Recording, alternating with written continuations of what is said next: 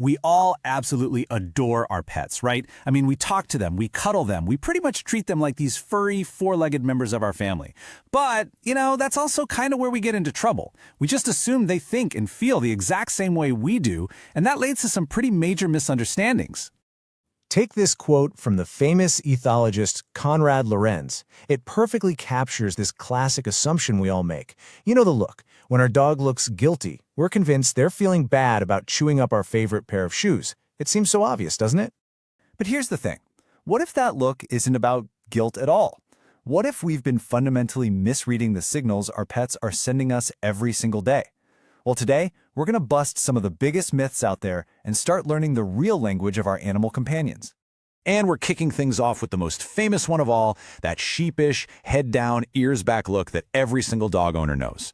Yeah, we call it the guilty look, but the science, it tells a very, very different story. So let's look at this like a real scientific problem. You've got two main hypotheses. Hypothesis A is the one we all naturally lean towards. The dog did something wrong, it knows it was wrong, and so it looks guilty. Simple. But what if there's another explanation? Hypothesis B suggests the dog isn't reacting to what it did, but to how we're acting. And you've got to see the results of this super clever study they designed to test this. So researchers set up these situations where dogs either obeyed or disobeyed in order not to eat a treat. But here's the twist. Sometimes they lied to the owners about what the dog did. And guess what? The number of guilty behaviors skyrocketed when the owner scolded the dog, even when the dog had been a perfect angel.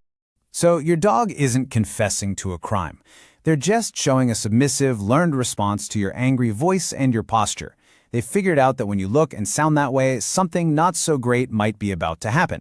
It's really a look of fearful anticipation, a way to try and calm you down ahead of time.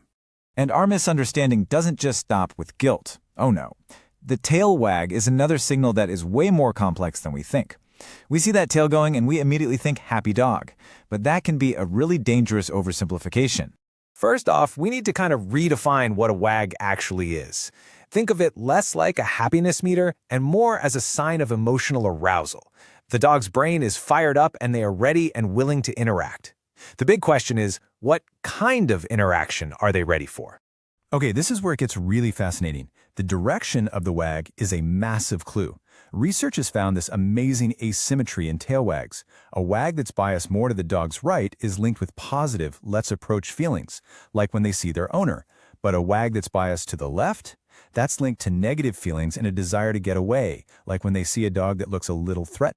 This is so cool, but it makes you wonder, right? Is this just some unconscious physical thing, or is it an actual communication signal that other dogs can read and understand? And the answer is a resounding yes.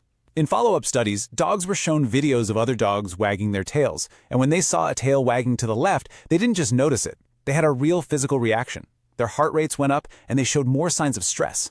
They totally recognized it as a warning sign, a signal to be careful and maybe back off.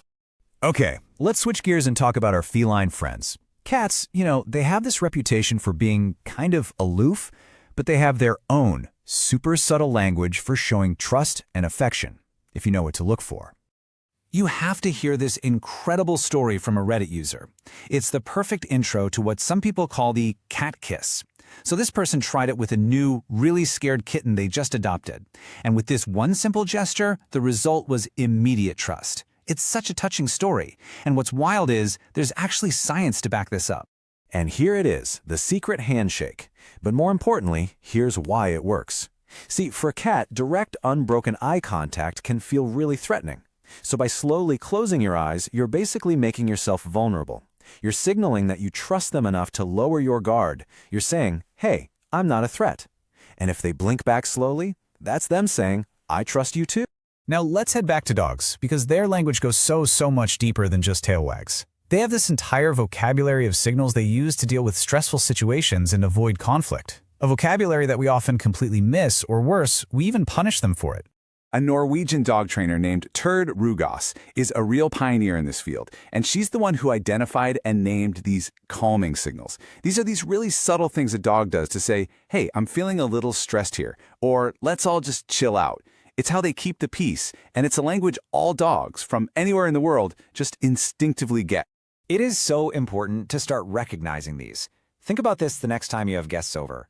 When your dog yawns as a little kid runs up to hug them, they're not tired, they are stressed. When they suddenly start sniffing the ground as another dog walks up, they're not just distracted, they're actively trying to de-escalate a situation that could get tense. Once you see these, it changes everything. So, we've talked about decoding everyday communication, but what about the most important messages of all?